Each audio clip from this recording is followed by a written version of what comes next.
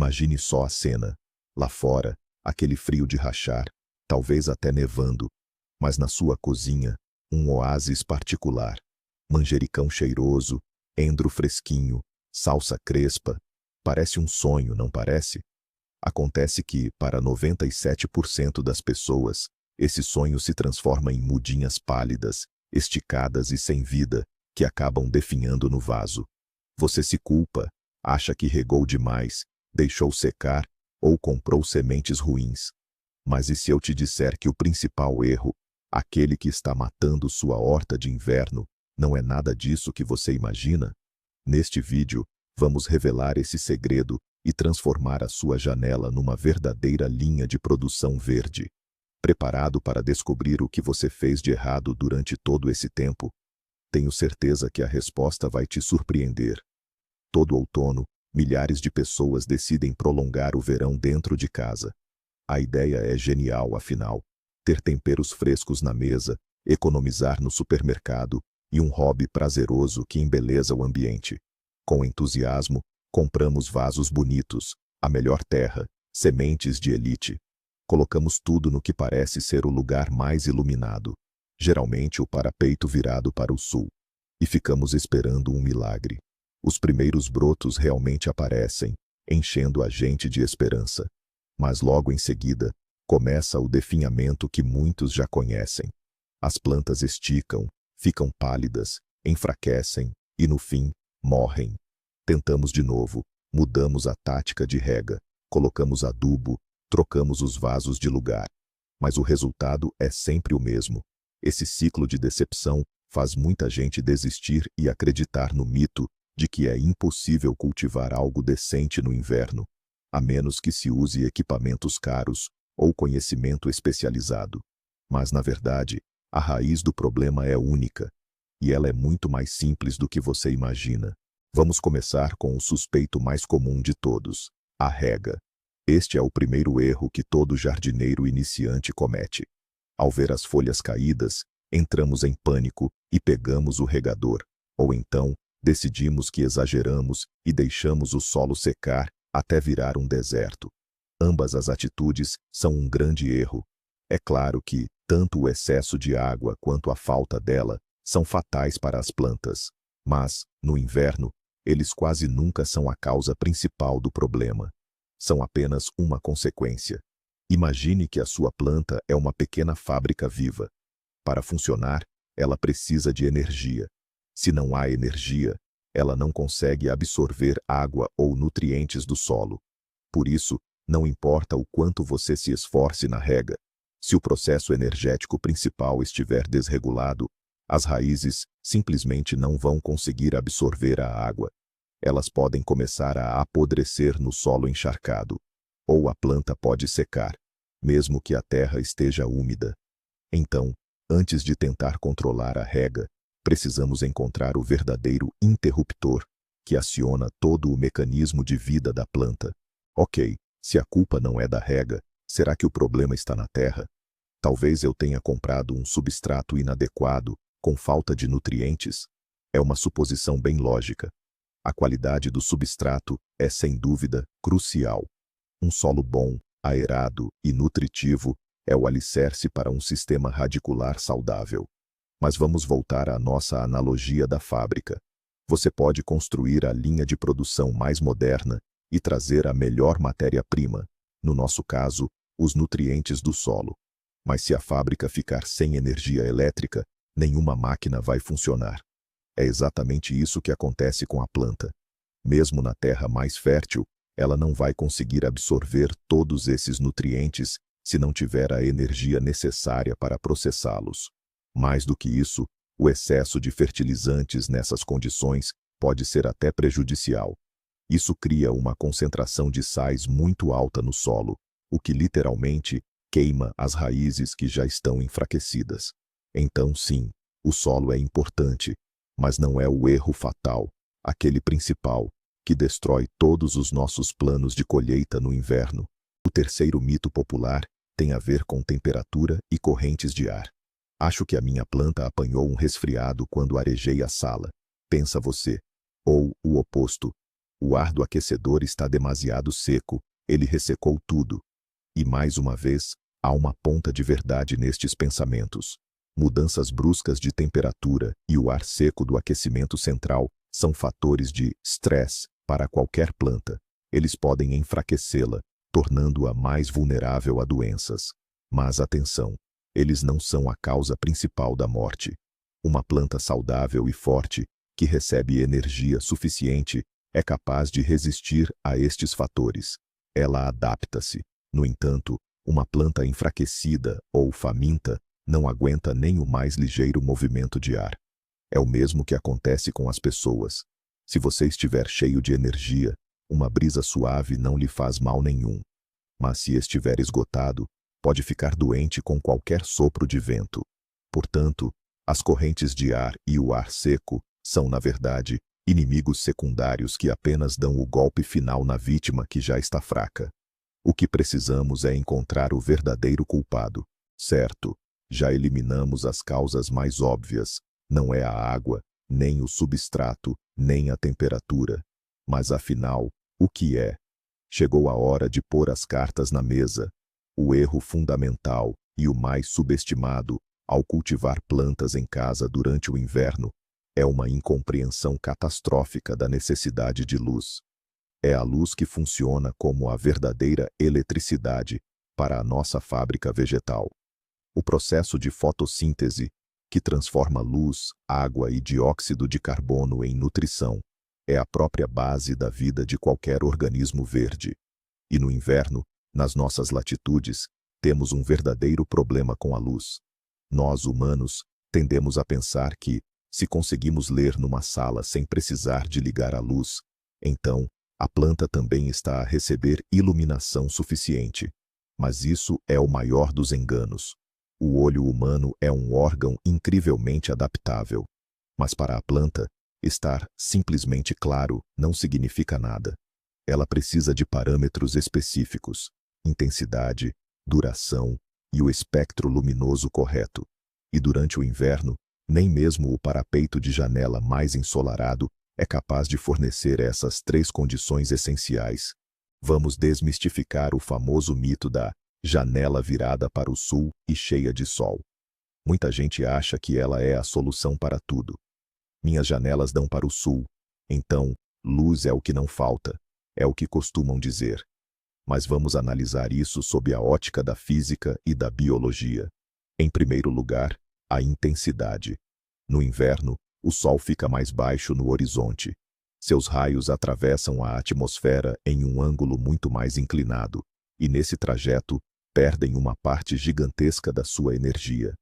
Para você ter uma ideia, mesmo no meio de um dezembro ensolarado, a intensidade da luz perto da janela será dezenas de vezes menor do que em um dia nublado de verão. Em segundo lugar, o vidro. O vidro comum das janelas, principalmente os modelos duplos e modernos, bloqueiam uma porção significativa da radiação ultravioleta e de outros espectros de luz que são cruciais para o desenvolvimento das plantas. E em terceiro lugar, a duração. O dia de luz em dezembro pode ter apenas 7 ou 8 horas. No entanto, a maioria das culturas que amam o sol, como manjericão ou endro, precisam de 12 a 16 horas de luz para se desenvolverem plenamente. No final das contas, o que sua planta está recebendo na janela sul é uma ração de luz curta, fraca e de qualidade inferior. Essa dose é suficiente para mantê-la viva, mas completamente inadequada para garantir um crescimento e desenvolvimento realmente saudáveis. Vamos falar em detalhes sobre a intensidade da luz, ou, usando a terminologia científica, a iluminância.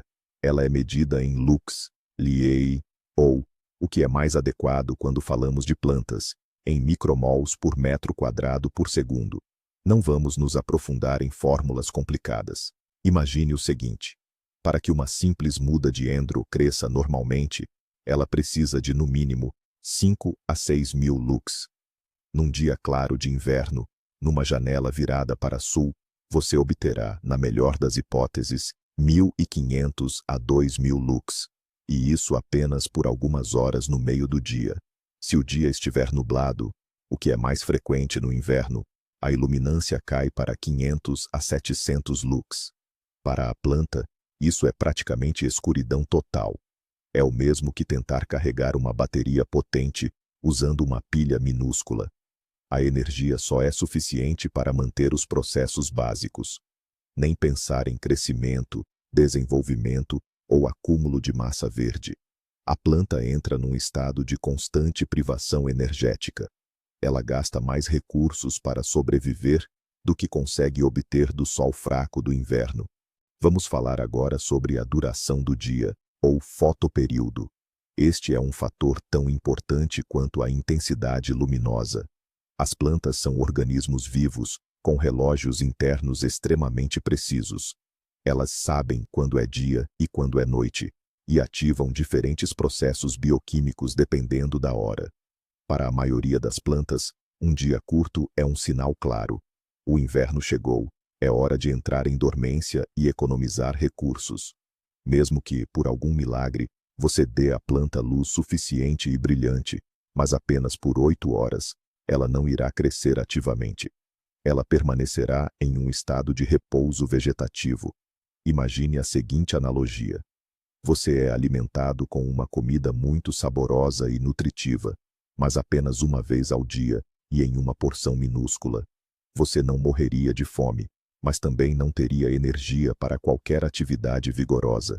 É exatamente por isso que é crucial não apenas fornecer luz brilhante, mas também mantê-la acesa por tempo suficiente, prolongando artificialmente o verão das plantas para as necessárias 12, 14 ou, para certas culturas, até 16 horas.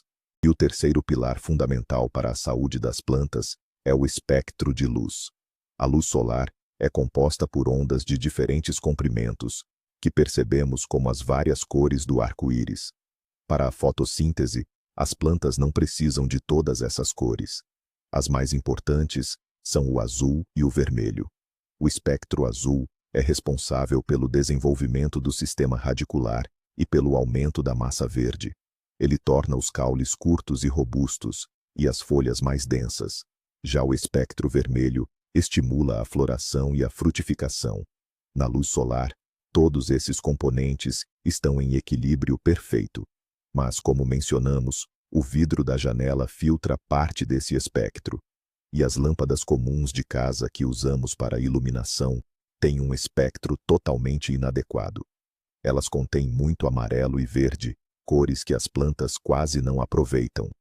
Iluminar suas plantas com uma lâmpada incandescente comum é como tentar alimentar uma pessoa com feno. É tecnicamente alimento, mas não é assimilado pelo organismo. Por isso, para fornecer luz suplementar às plantas, precisamos de lâmpadas especiais, as chamadas fitolâmpadas. O que acontece com uma planta quando ela sofre de deficiência de luz nos 3 parâmetros cruciais?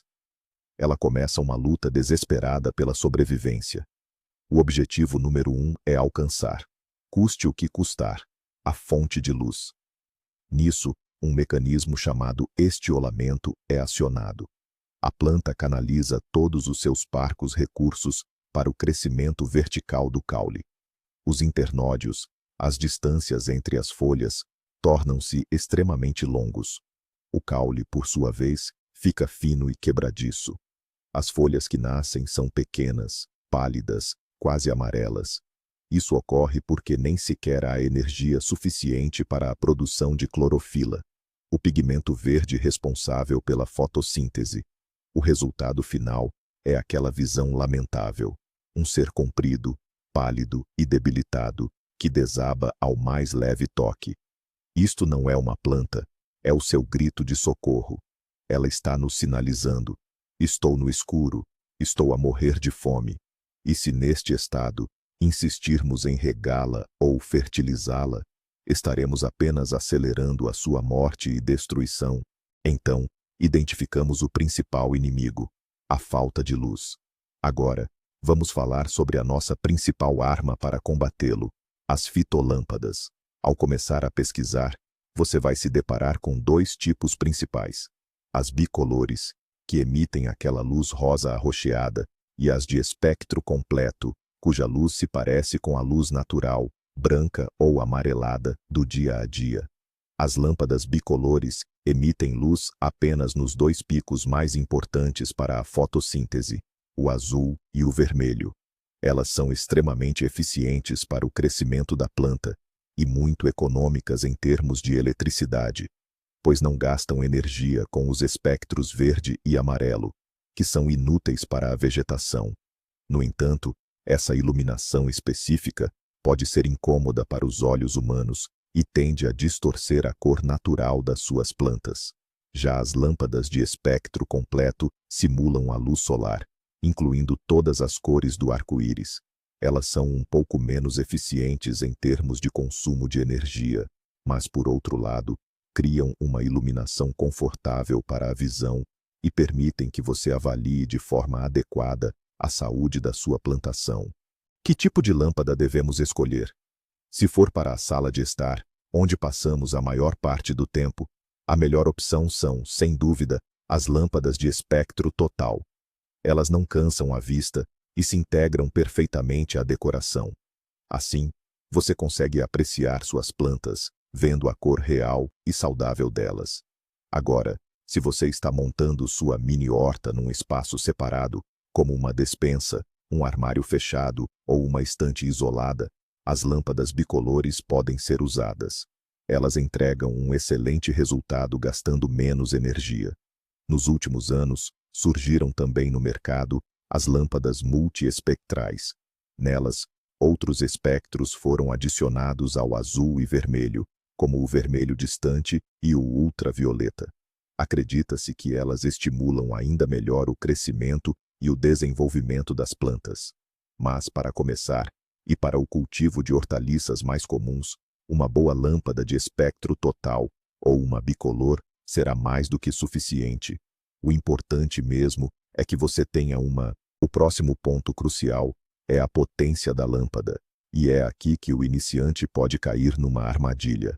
Muitos fabricantes e vendedores costumam indicar a potência em watts, mas o watt é apenas a unidade de consumo de eletricidade, e não a quantidade real de luz que a lâmpada emite. Por exemplo, uma lâmpada incandescente antiga de 100 watts e uma moderna LED de 15 watts podem fornecer a mesma quantidade de luz. Por isso, focar apenas nos watts não é o mais indicado. O parâmetro mais correto é o fluxo luminoso, medido em lumens. Mas, como já dissemos, o lumen indica o quão brilhante a lâmpada é para o olho humano, não para a planta. O indicador mais preciso é o ppfd, que significa densidade de fluxo de fótons fotossintéticos. Ele mostra quantas partículas de luz úteis para a fotossíntese atingem uma determinada área por segundo. Infelizmente, nem todos os fabricantes fornecem esse dado. Portanto, a regra simples para o iniciante é a seguinte: para uma prateleira de hortaliças com cerca de 1 metro de comprimento, escolha uma lâmpada LED com uma potência real de, no mínimo, 20 a 30 watts. Não basta só adquirir uma boa lâmpada. O posicionamento correto é fundamental. Este ponto é crítico. A intensidade luminosa diminui drasticamente com o aumento da distância da fonte. Se você pendurar a lâmpada a 1 metro acima das plantas, apenas uma pequena fração da luz chegará até elas. A distância ideal da fitolâmpada para o topo das plantas é de 15 a 30 centímetros. É nessa faixa que elas garantem a absorção máxima de energia. Isso significa que, à medida que a vegetação cresce, a lâmpada precisará ser levantada. Por isso, o ideal é providenciar um sistema de suspensão ajustável. Também é crucial que a luz incida sobre as plantas por cima, imitando a luz solar. Se a lâmpada estiver iluminando lateralmente, as plantas vão se curvar e se esticar em direção à fonte. A luz precisa cobrir uniformemente toda a área de cultivo, garantindo que todas as mudas recebam a mesma quantidade de energia. O último detalhe para acertar a iluminação é o regime de luz. Como já dissemos, as plantas precisam de um dia longo, além de luz forte. Mas atenção, mantê-las acesas 24 horas por dia é uma péssima ideia. As plantas, tal como nós, precisam da noite para descansar e para realizar as chamadas fases escuras da fotossíntese. O regime ideal para a maioria das espécies é de 14 a 16 horas de luz por dia. Ligar e desligar a lâmpada manualmente todos os dias é muito inconveniente e pouco fiável. Você pode esquecer, viajar ou simplesmente não conseguir manter a rotina. As plantas adoram estabilidade. O melhor amigo de quem cultiva no inverno é o temporizador de tomada, seja ele mecânico ou eletrônico. Você configura uma única vez os horários de ligar e desligar, por exemplo, das 7 da manhã às 10 da noite, e resolve o problema. A automação faz tudo por si. Este dispositivo simples e acessível garante um fotoperíodo estável para as suas plantas, que é a chave para a sua saúde e um crescimento excelente. Mas afinal, o que acontece quando resolvemos o principal desafio e damos às plantas luz de verdade? A mágica acontece. O nosso sistema entra em potência máxima. Ocorre a fotossíntese ativa e, de imediato, todas as outras necessidades da planta se transformam. A principal delas é a necessidade de água. Se antes o seu vaso podia ficar uma semana sem secar, agora, debaixo de uma luz intensa, a planta começa a beber ativamente. Ela evapora a umidade pelas folhas e as raízes passam a absorver a água do solo com muito mais vigor. A terra vai secar muito mais rápido. Talvez seja necessário regar a cada 2 ou 3 dias. É neste momento que a sua habilidade em medir a umidade do solo se torna realmente crucial. Agora, o excesso de água ou a seca podem se tornar um problema sério, pois o metabolismo da planta acelerou drasticamente. Você notará como suas plantas, que estavam num estado dormente e letárgico, entram numa fase de crescimento vigoroso e explosivo. Junto com o aumento da rega, a necessidade de nutrição dispara. Uma planta em crescimento ativo é, invariavelmente, uma planta faminta. Ela consome rapidamente todos os nutrientes disponíveis no pequeno volume do vaso. O nitrogênio para o desenvolvimento das folhas, o fósforo para as raízes e o potássio para a saúde geral. Se no período de pouca luz a fertilização era prejudicial, agora ela passa a ser essencial. Cerca de 2 ou 3 semanas após a germinação, quando as plantas já estão fortalecidas sob a lâmpada, é o momento de começar as fertilizações regulares.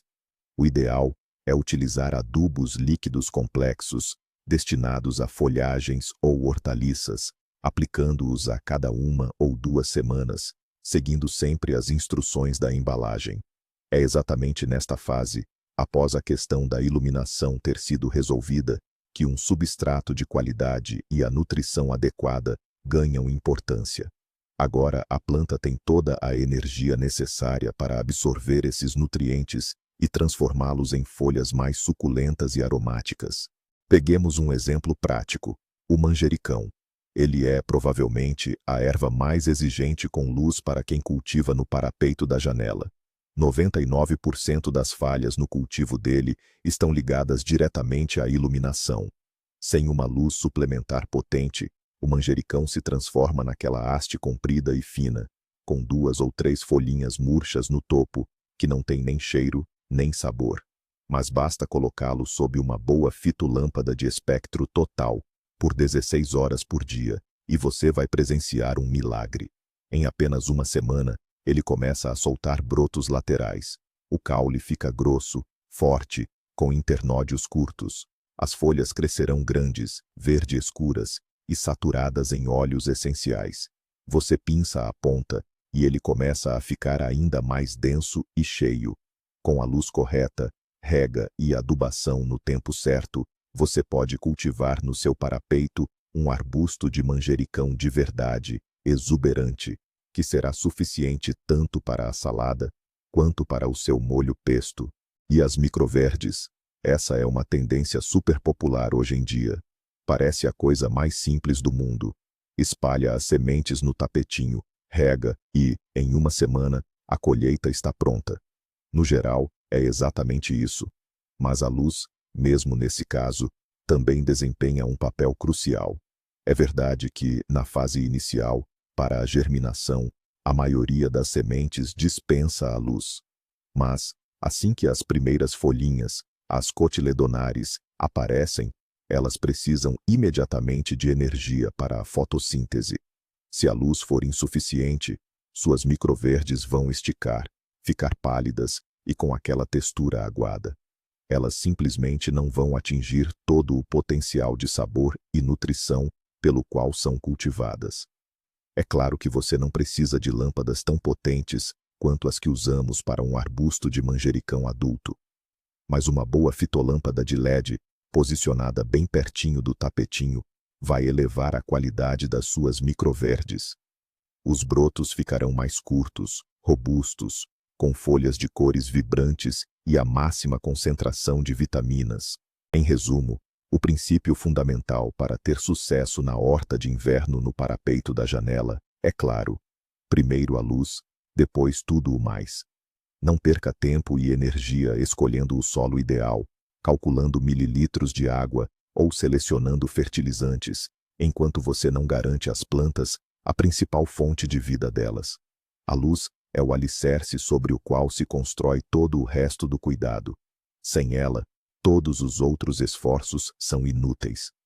Assim que você instalar uma lâmpada adequada e ajustar o regime de luz suplementar correto, 90% dos problemas desaparecem sozinhos.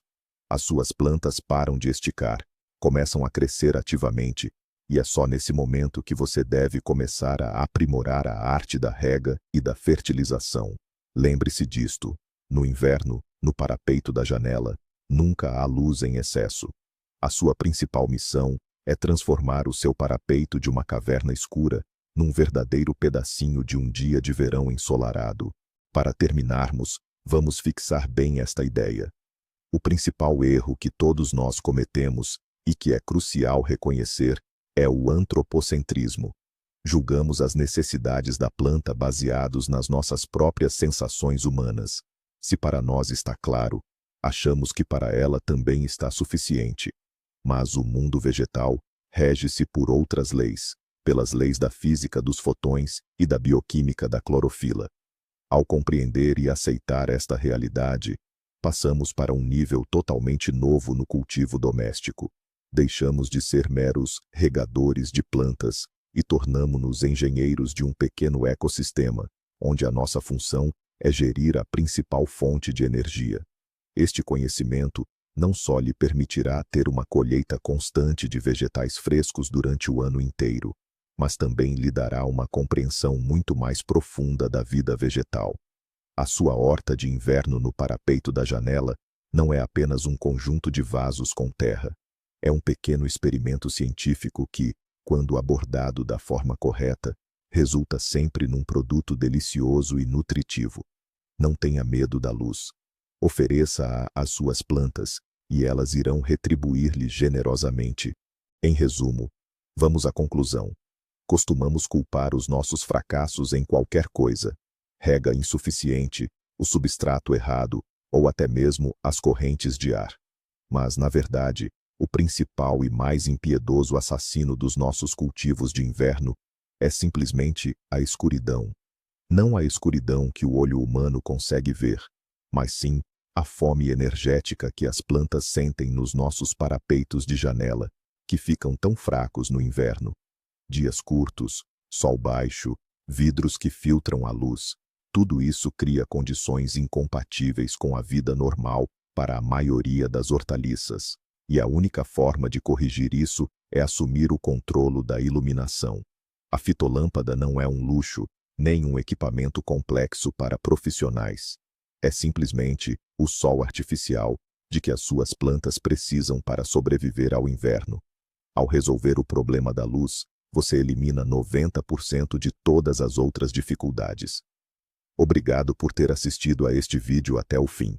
Espero que tenha sido útil para si. Não se esqueça de se inscrever no canal e deixar o seu like para não perder os próximos episódios. E agora, uma pergunta para si. Partilhe nos comentários qual foi o seu maior fracasso ao tentar cultivar hortaliças durante o inverno. Vamos trocar experiências.